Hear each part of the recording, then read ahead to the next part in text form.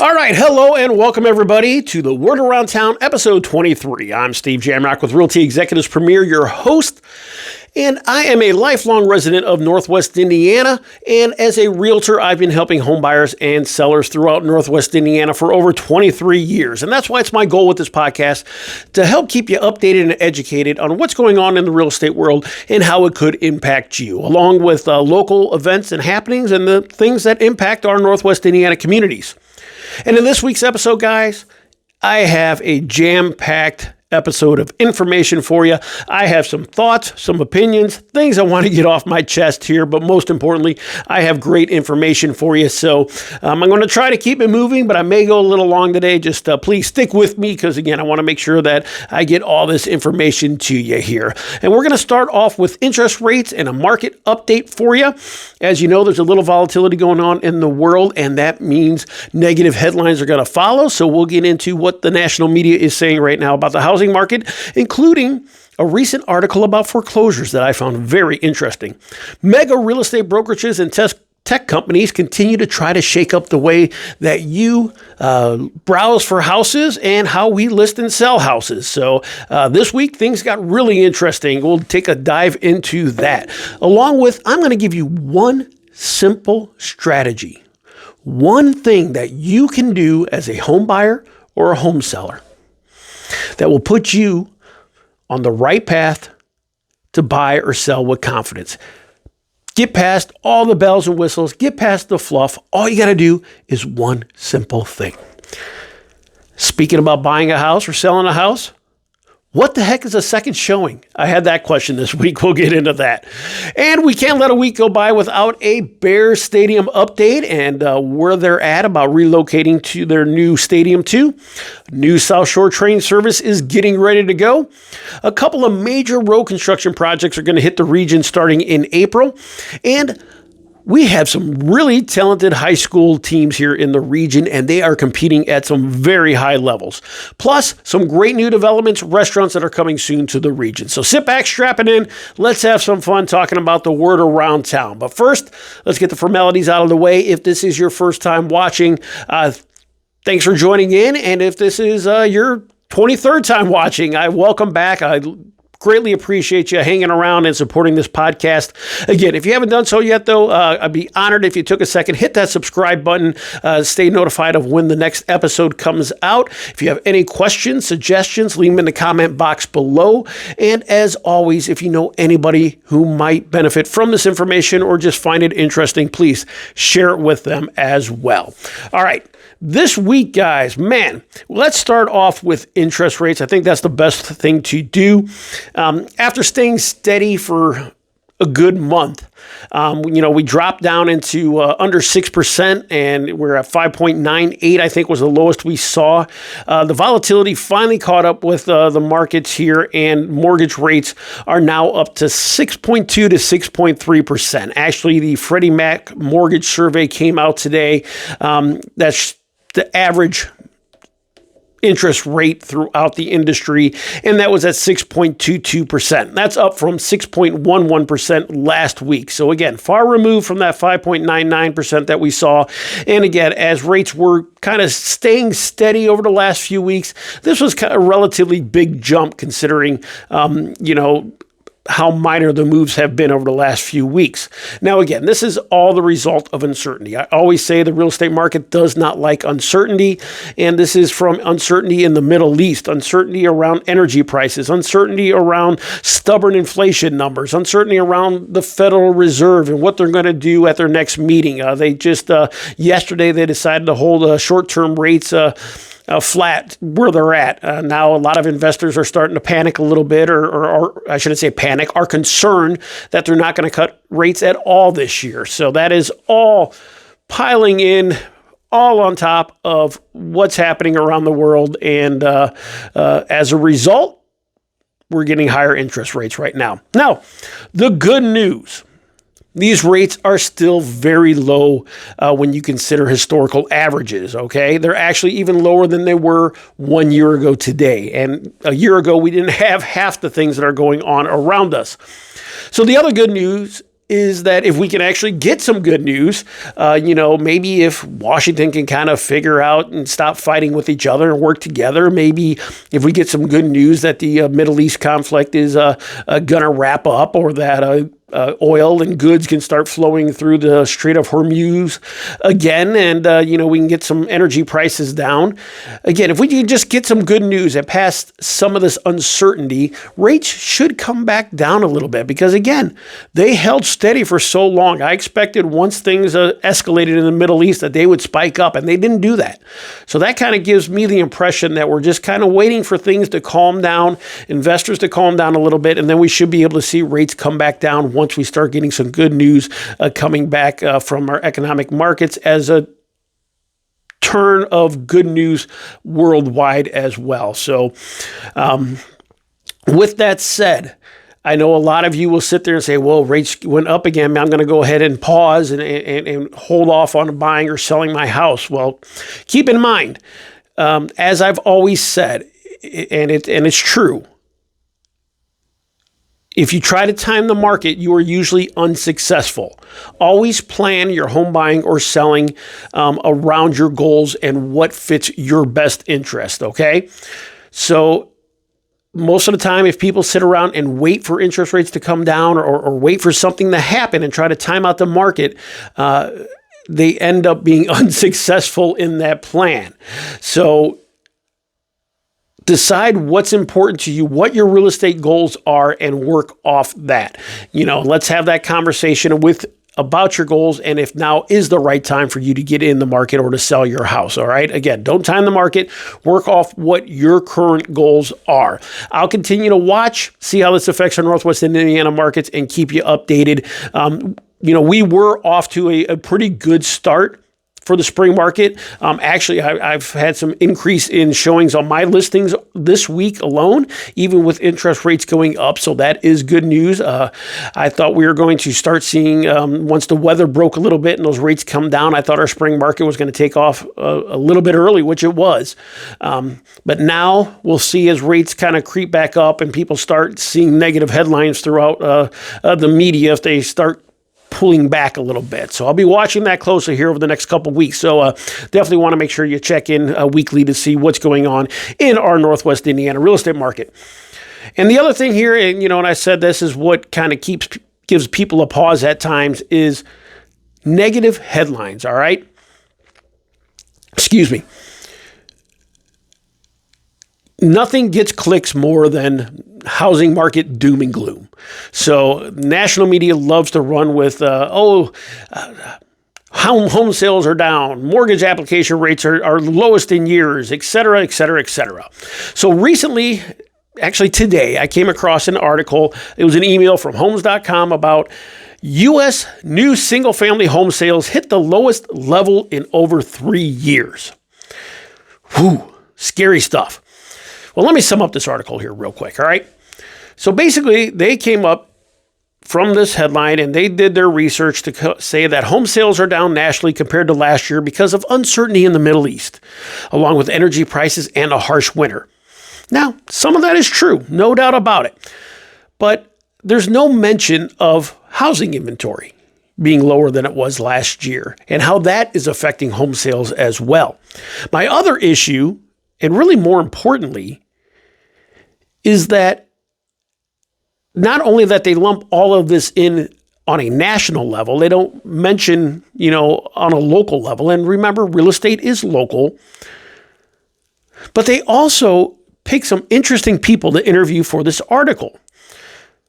They used an academic director from the University of Auburn's Winchester Institute for Real Estate Development. Well, it's a fancy title. Doesn't sound like a realtor to me. An economist from Oxford Economics and a chief economist for Bright MLS, one of the largest MLSs in the country. And at least that one's kind of close to being a realtor. But they did not interview one realtor, not one person who's actually boots on the ground with their head, eyes, ears, nose into their local market on a daily basis. You would think that they would just reach out to one realtor in their area and say, hey, what are you seeing? What's going on? But they didn't. They always go for the economists. because it looks like they have clout and credibility. But they're not out there in the market selling houses, all right? I'm really, really disturbed that they actually did not have the audacity to interview at least one realtor for this article and then put it out there like, oh my gosh, the sky is falling. Now, later in the article, they did go ahead and summarize that, well, home sales were strongest in the South and Midwest, while sales were down across the Northeast and the West. So let's go ahead and peel back that onion a little bit here, because aren't those the markets that people are moving out of anyway? And aren't those the markets that most people are moving to in the South and the Midwest? So again, this is, this should kind of be the headline, or maybe that should have been the headline that, hey, home sales down in the Northeast and the West while increasing in the South and the Midwest. Here's why. So it's very frustrating. We're going to see more and more of these articles come out here as we continue to compare our markets between now and what's turning into a normalizing market compared to the historic markets of the past few years. So, guys, keep your real estate news local, all right? This is just, they do it for clicks, and the articles are just not very good. Not very good. So, and lastly, I just want to tell you, I should give credit to where credit's due on the gentleman that wrote the article and the expert that he is, okay? Now, this is from his bio at the bottom of the article. It says that Paul Owers, gentleman who wrote the article, he's a South Florida native, joined Homes.com in 2024 and covers the Southeast. He spent 12 years at the Sun Sentinel covering the historic housing bust, the worst downturn since the Great Depression. Right there. Doesn't that give you a clue? Shows his hand that, yeah, it's probably going to be negative from the get-go. But wait, it goes on. Because Paul has owned 4 homes, including the townhouse that he bought in 2021 when prices were stable and mortgage rates were below 3%. So there you go. There's your housing expert. He's owned 4 houses. Wow, what an expert. Not to mention, if he bought his houses when prices were stable and mortgage rates below 3%. There was nothing stable about the housing market or home prices when mortgage rates were below 3%. Home prices were skyrocketing at that time. So anyway, in my opinion, guys lost all credibility right there. As I always say, you want information about your local real estate market, want to know what's going on in the market. You see a headline that gets you concerned, reach out to a local realtor. We have boots on the ground, eyes on our market. We know what's happening. We'll give you the honest facts and opinion. We'll give you the honest facts. Reach out. Don't settle for national media doom and gloom. All right. With that said, got one more doom and gloom for you. This was a headline that's going viral on social media here recently. I first came across it from Realtor.com publication of all places. Realtor.com had the audacity to put out this article referencing the growing foreclosure rate and that Indiana leads the nation in new foreclosure starts. And again, I came across this article on social media, and then my dumb ass decided to go down the rabbit hole and start reading some of the comments. And oh my Lord, guys, please get out, enjoy the beautiful weather. Man, oh man, you want to talk about negativity. Whew. Oh, I learned something today, and that is stay away from the comments section. Man, holy cow. All right, with that said, real quick. So back to the article about the foreclosure rate and how they are trying to spin it to make it seem like foreclosures are out of control right now. All right. The premise of the article is valid because Indiana currently does lead the nation in foreclosure filings. And foreclosure filings are up nationwide as well. But what they didn't go ahead and tell you was that most of these foreclosure filings and the increase, while some of it does have to do with the cost of living increasing, property taxes, homeowners insurance increasing, some of it does have to do with that. But a lot of it still has to do with pandemic era protections and forbearances that are disappearing and continue to disappear. And those are finally catching up to the market. So those homes and homeowners who were in trouble 4 or 5 years ago, unfortunately, are still seeing trouble now. And those are the ones that are seeing the increase the most in the foreclosures. So right now, Indiana is seeing 1 in 1,597 homes filing for foreclosure, which is just under 1% of homes with a mortgage in Indiana. So let's put this into some context here, all right? Because again, people see that like, oh my gosh, 1 in every 1,600 homes. Whew, that's a lot. Well, during the housing crash in 2008, Indiana saw 14% of mortgage filing for foreclosures. That was 1 in 7 homeowners with mortgages. So let's go back. Right now, we're seeing 1 in every 1,600 homeowners in a foreclosure proceeding. 2008, at the height of it, 1 in 7. So yes, are foreclosures increasing? Sure, the data's there. Is this a crisis? No, not at all. The other important factor that the article chooses to leave out is that we currently have the highest percentage of homeowners in history that own their home debt-free, no mortgage. 40% of homeowners in the United States do not have a mortgage right now. Highest ever in history. You know what you can't do when you don't have a mortgage? You can't foreclose on them. So if almost half the country doesn't have a mortgage, how's it going to be a crisis? The other part, the other majority of people with a mortgage that own a home have significant positive equity in their homes. They're sitting on a great equity position. So even if the crap hit the fan,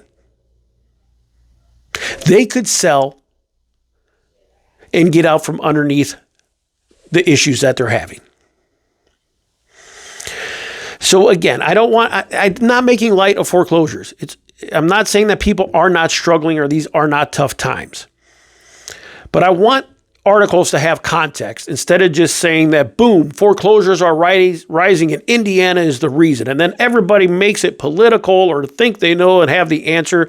Put in some context. Yes, foreclosures are rising, but compared to where they were, this is anywhere from a crisis, all right? Now, again, not making light of foreclosures. And if you are struggling out there and you are having an issue making your payments, get ahead of it, all right? Own up to it. Reach out to a realtor. Be happy to discuss your options. In 2008, again, I was in the thick of the foreclosure crisis. I was a listing broker for Freddie Mac, and I was listing and doing their foreclosure inventory. All right. I was handling evictions. I was right there in the thick of it. And it was really sad when I would go and talk to a homeowner who was getting evicted from a property because they got foreclosed on, to find out that they had a ton of equity in the home. But whether they didn't know what to do or pride got in the way or whatever, they ended up losing the home. And if they would have made that call, this whole situation could have turned out differently, and not necessarily positive, because nobody wants a foreclosure, no way. But at least we could have prevented a situation to where they ended up in, if that makes sense. So again, guys, if you are in trouble, if you are struggling to make payments, you got to kind of pull up the pants, get in front of it, man. Reach out. Let's talk about your options and see how we can help you. Last thing we want to do is see anybody struggling, but with the way our market's been, most people have positive equity in their homes, and we can probably get you out of most situations there that you may be in. So definitely not making a lot of foreclosures, reach out. But what I want you to understand again, don't overreact to the doom and gloom articles. Reach out to your local realtor. Reach out to me. Let's have a discussion. I'm happy to discuss it anytime, any day. If you have any questions, any panic whatsoever, reach out and let's have a discussion instead of just overreacting to these dumb doom and gloom clickbait articles that are being put out everywhere. All right. on to the next topic in real estate. We're going to revisit the Compass-Redfin merger. Now, if you've watched my last couple episodes, you're probably aware of Compass, the largest real estate brokerage, and Redfin, one of the largest portals, partnered up to share Compass's private listing network that they're trying to create.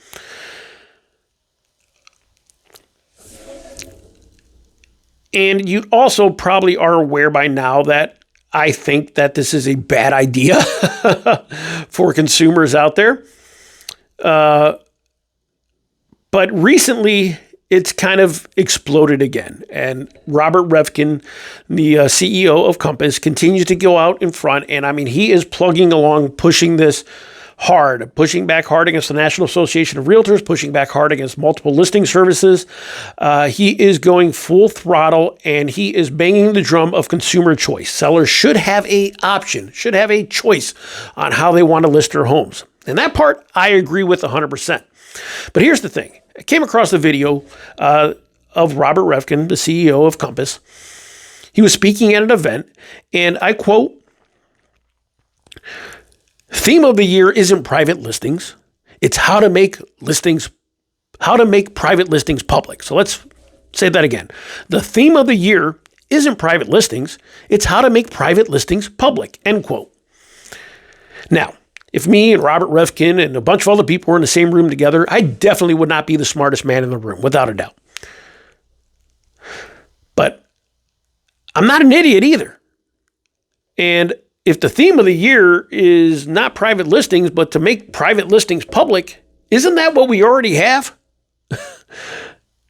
You have a way to advertise your home for sale in our multiple listing services, which then advertises out to all the portals.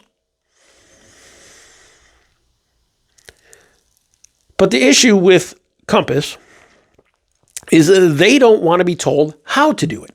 They want total control. He also later was quoted in saying that he doesn't believe that the National Association of Realtors or the MLSs should fine agents, that no trade organization should fine their members. Well, here's the thing. The only way that realtors get fined by the National Association of Realtors or their MLSs in particular is if they're making a mistake or they're breaking the rules. So Compass wants rules for themselves. They want nobody to tell them what they do with this private listing network. They essentially want to create their own multiple listing service because it's interesting to me that he wants to give consumer choice, that you don't have to list your property publicly, but yet he's partnering with Redfin to list these private listings publicly. And we already have something in place. So this is different. This is bigger than just keeping consumer choice and keeping listings private and doing it your own way. He wants to do things his own way without fear of penalization, without regulation, without oversight. And I just think that's a bad idea, because that's what we're overlooking the most right here is the importance of the multiple listing service. And one, yes, everybody knows that it's the perfect, I shouldn't say perfect, there is no perfect solution, but it is an ideal place to advertise your property and have it syndicated out to the most eyes possible. Get the most eyes on it as you possibly can. But the other thing that it does is it protects the integrity of the data and puts everybody on a level playing field, all right? And that's one of the reasons that realtors get fined from their multiple listing service is that they're entering data wrong or they're not following the rule, which is skewing, again, that data. We want to make sure that it's as accurate as possible, and the rules and regulations put in place help make that happen. Now, I agree 100% that homeowners should have a choice of how they market their properties. And right now in today's world, most multiple listing services do have that. And I can't talk for all of them. I can tell you about Northwest Indiana multiple realtor association and our multiple listing service, and we have those options available for you. If you want to market office exclusive off market, we can do that for you. If you want to market your property to other realtors, but not publicly, we can do that for you. You want to market your property publicly, we can do that for you. Again, I just want you, as the general public, as consumers out there, to understand, Compass has a ton of money. They got a ton of debt too, but they have a ton of money, and their next step is probably going to be marketing campaigns aimed at you and what they can do for you. And, you can you go over here on this private site. And in the meantime, as a consumer, we're just opening up more doors and more confusion of where am I looking at for properties. So just be aware that anything that they're offering out there, that really we can offer it for you already and get you similar exposure. So have those conversations with your realtor, guys. Have them with me before you kind of get caught up in the advertising that's going to be following and coming down the pipeline soon. Because the other thing that's coming out now, and this was new just yesterday, 2 other mega brokerages are making news as they're partnering with mega portals. Keller Williams partnered with Zillow as their exclusive partner. So Keller Williams and its affiliates have an exclusive partnership with Zillow to advertise their coming soon listings. A couple hours later, eXp Realty, they announced that they are now going to offer their coming soon listings exclusively to Homes.com and Realtor.com. Now, this is really kind of a pushback towards Compass and their private listing network, but it's also a way for these large portals to get you ahead of time. You try to go there and put your eyes on there, and they'll try to gather your information from the start to keep you in network. Do I think it's good for consumers? Yeah, maybe, having that exposure ahead of time. Do I think they're doing it on your behalf? No, not at all. I think they're doing it for recruiting purposes, for their shareholders, to keep you kind of in network, to use to gather your information for when that property does go on the market and make you kind of push you to use their realtors. I don't think it's on the benefit of the consumer at all. And that's what irritates me about all of this, is that they hide behind this umbrella of consumer choice. This is best for the consumer, when in reality, it's what's best for them. Now, real quick, I do want to talk to you real quick the difference between a coming soon and a off-market private listing. So a coming soon listing means that you signed a listing agreement with a realtor, but you agreed to market that property ahead of time before it's actually active. A coming soon property cannot be shown. So I can't take somebody on a tour of a coming soon property, but it is active in the multiple listing service. And now it's going to be syndicated out to these sites as well. If you're a Compass if you're a Keller Williams or eXp, if you're under their umbrella. And again, it's there to kind of generate interest before it goes live. It will have to have a start date, so the property will have to eventually come on the market unless the seller accepts an offer, because they can still accept an offer if you want to make a sight unseen offer on that property. But you can't see it ahead of time. So that property, again, it's just out there. It's a marketing tool to generate interest before it goes live. A lot of brokerages are already doing this. We can, again, offer that to you in our multiple listing service, where it will get out there ahead of time. But again, this is just another flex by these portals who are trying to take over the real estate industry. That's kind of the bottom line. Now, here's that. I teased you earlier that I was going to share with you one simple trick that you can do if you want to buy or sell a house with confidence, guys. This trick, it gets you past all the bells and whistles, all the fluff. You don't need to worry about if I need to go here or this side or that side, or coming soon or not coming soon, or private listing or public listing. Just one simple trick that you can do, and that's hire a realtor. If you are serious about your home search or selling your home, hire a realtor. Even if you're a year away from buying or selling a home, start by hiring a realtor now. You'll have somebody there that's ready to advocate for you. You can call them, ask all your questions. You don't have to worry about some random agent you're going to possibly get stuck with or think you're getting a listing agent when you're not by pushing the button on a portal site. But if you hire a realtor now, your questions will be answered.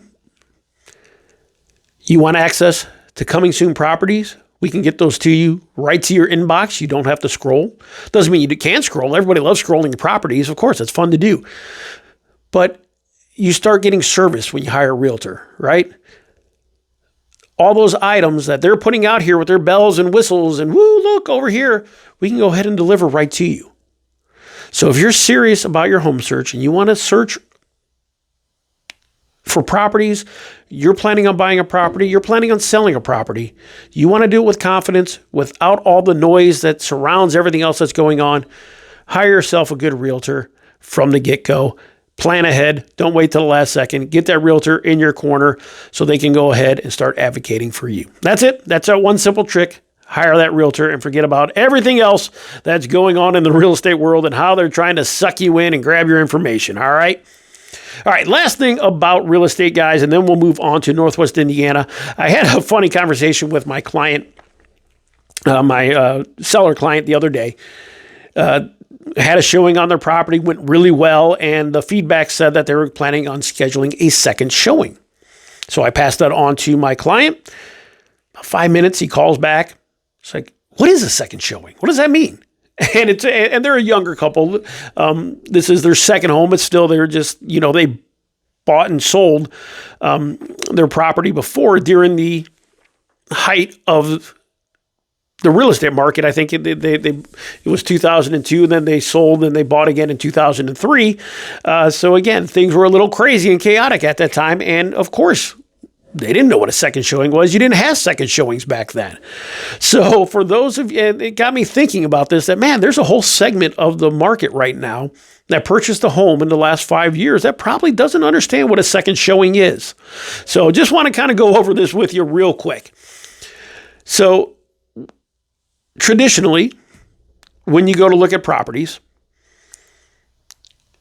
you see what you like, you whittle down that list of homes, and then you go back, take another look. Maybe this time is when the second time around, you bring your uncle who's in construction with you, whatever. You spend a little bit more time looking at the basement this time, or whatever. You just want to take another look to make sure that it's a right fit. This was very typical in real estate for years. And then when the historic pandemic push happened, things were moving so fast, you didn't have time for second showings. So now as things are shifting back to a more normal market, second showings are coming back. So you as home buyers understand that you don't have to make a decision after your first time. Now, you do have to understand that there's still competition out there and the clock is still ticking, so to speak. So you don't want to dilly-dally on it.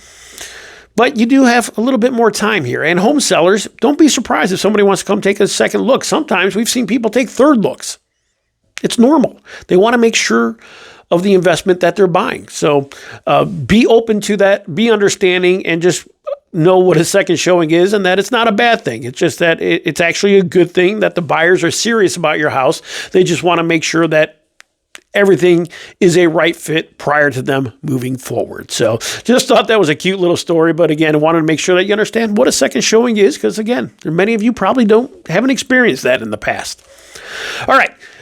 Can't go by a week without giving you a Bears Stadium update and if they're going to move to Northwest Indiana or Arlington Heights. It's been kind of status quo over the last few weeks because, again, the Illinois General Assembly has been on break until yesterday. I think they were scheduled to come back on the 18th. No new news yet. There was a recent article that came out with quotes from Hammond's Mayor McDermott and the mayor of Arlington Heights in Illinois. His name escapes me at the moment. But both seem to kind of agree that they had expectations that this would wrap up towards the end of March. I think that the Bears would within the first week or so of the General Assembly coming back, the Bears would get a feeling if they were going to be a priority or not. And if they're not, Indiana looks really good. And if they are, Illinois looks really good. So we'll see where that goes. I'll keep you updated, but really no news is good news. One last thing I want to say, though, very disappointed in the Northwest Indiana Times here recently on their coverage of the Bear Stadium. Again, talk about doom and gloom articles and negative articles. Every article, it seems, has been negative, and it's just been negative in a way where it's like, really? This is what you want to talk about?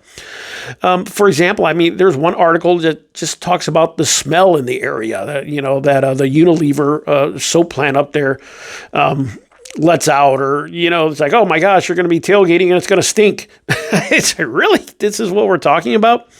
Or that, there's a Superfund site nearby. And instead of maybe taking a positive spin that, hey, the Bears coming here with all the development that could come with them, maybe we could start cleaning this area up that's been long overdue. We're talking about Superfund sites from the 1980s that have been sitting there. Well, darn it, maybe this is the kick in the ass that we need to get the area redeveloped and things cleaned up, get property values up in those areas. But no, we always take the negatives. It's very frustrating to me. Then they also had another article that quoted a local economist from IU and Purdue Northwest saying that, oh, well, there's, it's been proven that these stadiums don't provide a return on their investment. And they were quoted saying, well, they only have 9 or 10 home games a year.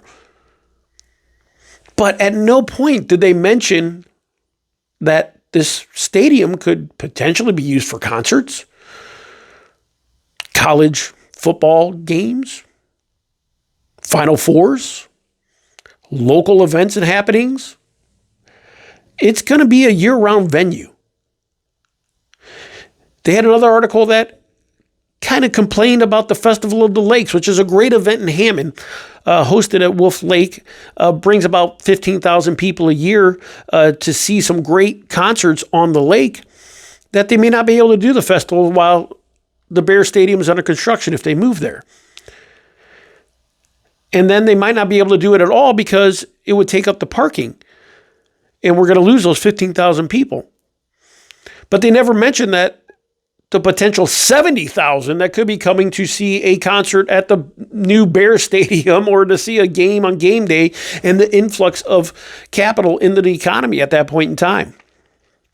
So really interesting to me. And then also, go down to Indianapolis and ask anybody down there what they feel about Lucas Oil Stadium, and look at the downtown before Lucas Oil Stadium and look at it after. They've hosted concerts, Final Fours, Big Ten football championships there. What was it? Just a huge motocross event was just there recently. And it's all downtown, and it definitely drives business to those areas downtown. Hotels and restaurants that wouldn't be there without Lucas Oil Stadium are now there and thriving. So when you say that this isn't going to be the economic driver that everybody thinks it is, I beg to differ. Like I've said before, there's only 32 NFL teams, and if it wasn't a big deal and these were all duds, then why would just about every city in the United States want to bring in an NFL team? I don't know. Just my thoughts there. All right, over to the Monon corridor. We have a new train line from the South Shore line that is getting ready to open here on March 31st. So the South Shore line used to run only from South Bend over to downtown Chicago. Well, now we have an extension coming down into the West Lake County side through South Hammond into Munster and Dyer, and that is called the Monon corridor. So there's going to be 3 additional stations. One's going to be around 173rd in Hammond, the other at Ridge Road and Manor in Munster, and then at the border of Dyer and Munster as well. So for those of you in South County or West County, you no longer have to make that drive up to East Chicago or Ogden Dunes or Gary and park your car. You can go over to Dyer or Munster and hop on the train and go ahead and take that trip up to Chicago from there.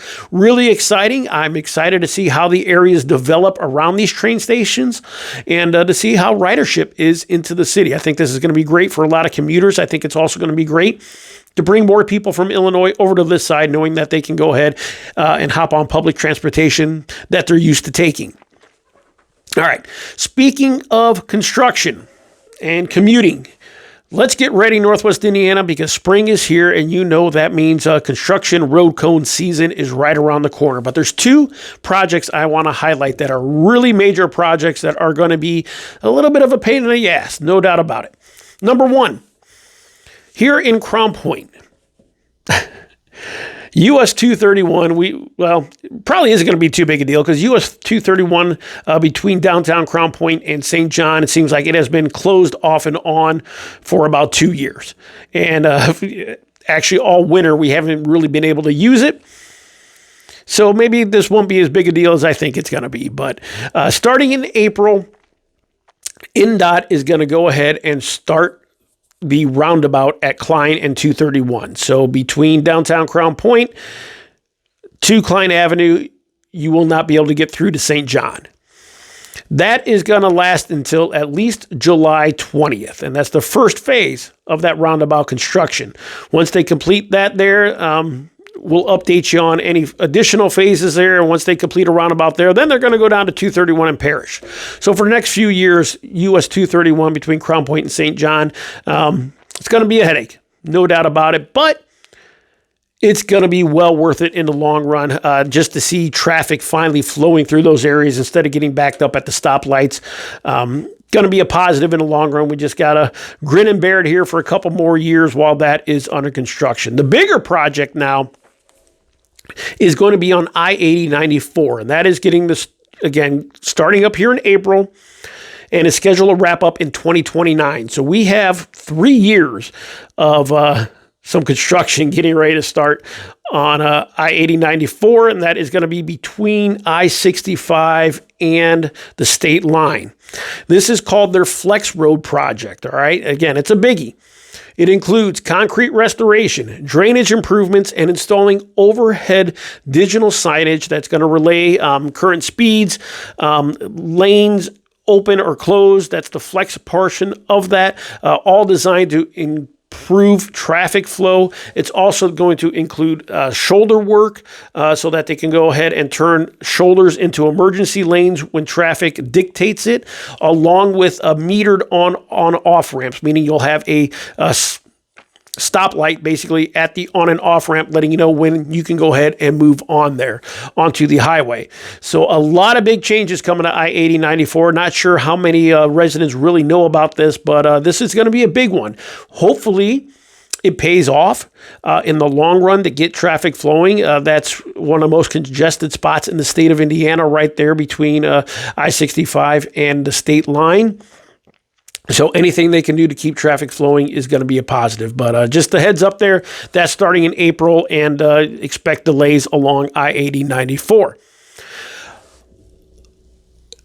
Over into North Lake County and parts of Porter County and into Michigan City. This one's exciting. Region leaders are pushing to make the Dunes Highway, that's US 12, from Lake Street in the Miller section of Gary to Michigan City, a national scenic byway. It's a really beautiful stretch of road that goes through the National Lakeshore, all along the dunes, and just very wooded. I remember when I was young and had family in Michigan City and we'd go there on the weekends, I'd always hoped that we'd go that way because I just love that trip through along US 12. Really pretty back there. A lot of great scenery. But with creating the National Scenic Byway, the goal is to help remove heavy truck traffic from US 12 and divert it over to US 20. There would be exception around the Cleveland Cliffs steel mill there in Burns Harbor, but for the most part, truck traffic would be eliminated along US 12. It would also create bump outs where cars can go ahead and pull over and take in scenic and tourist sites, and also help create better entrances to the national park and the state park in Chesterton as well. So kind of exciting news to see that happen and to continue to develop that area around the natural beauty that is the National Lakeshore and the Indiana Dunes there. And with that said, I came across an article about the national parks. And so it got me kind of curious about the Indiana Dunes and about visitors and how many visitors the Indiana Dunes brings.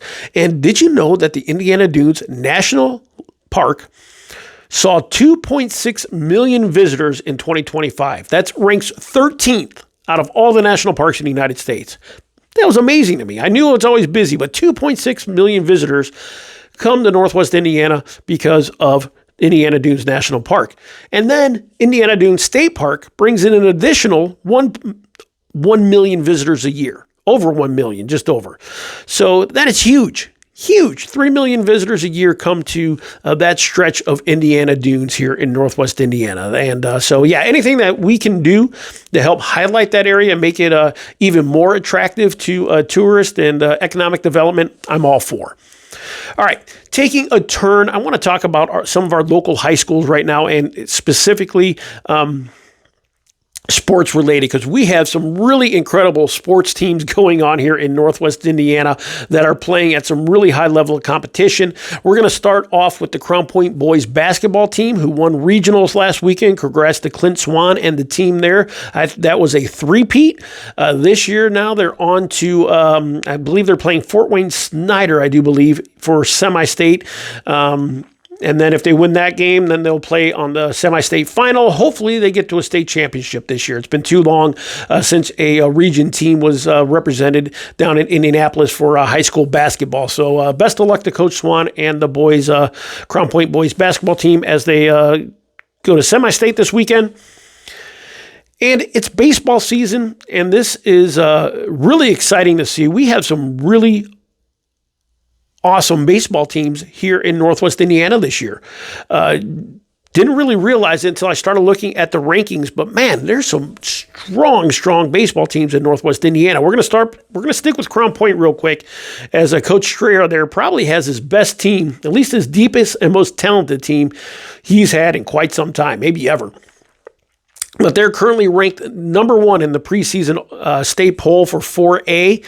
They have plenty of D1 talent on that team. They have a couple of, I think there's 4 that are going to major, or are committed to major universities right now.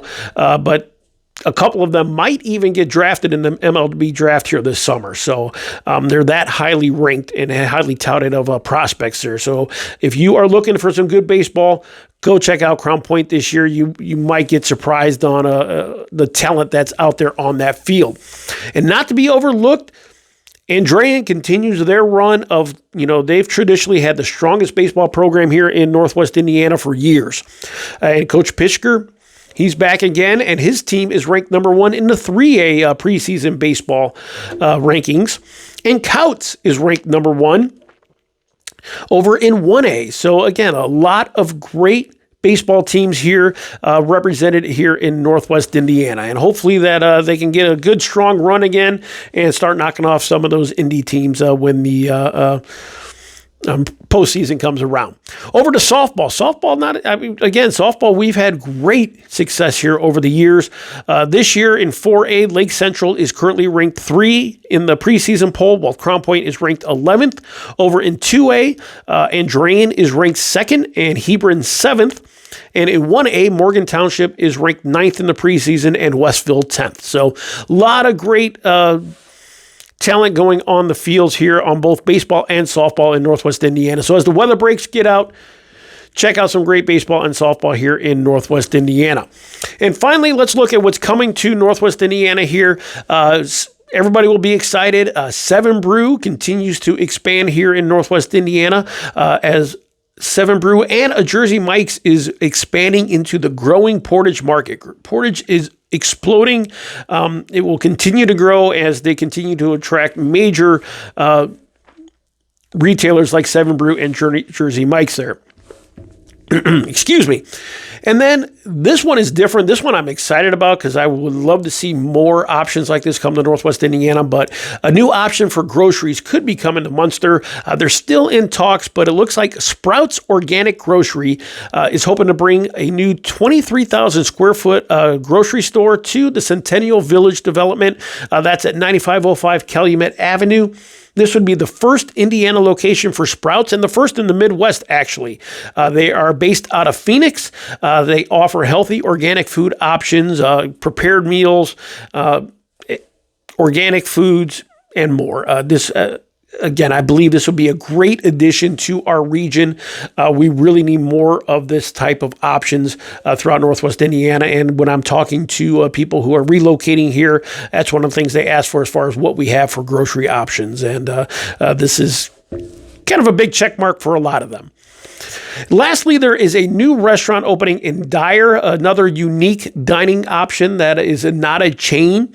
It's going to offer up gourmet sandwiches, and this one really sounds right up my alley. It's going to be called Fat Stacks, and it's not up my alley just because it's fat, but it's planning on opening up at 425 Joliet Street in Dyer and offering sandwiches like a brisket burnt end sandwich, a turkey pesco panini, a chicken harissa melt, to name a few. Those are all their sandwich names. They're also use beef tallow to cook their French fries and have healthier sides as well. So really excited for that one to come. Can't wait for that to try. I love locally owned, unique restaurants and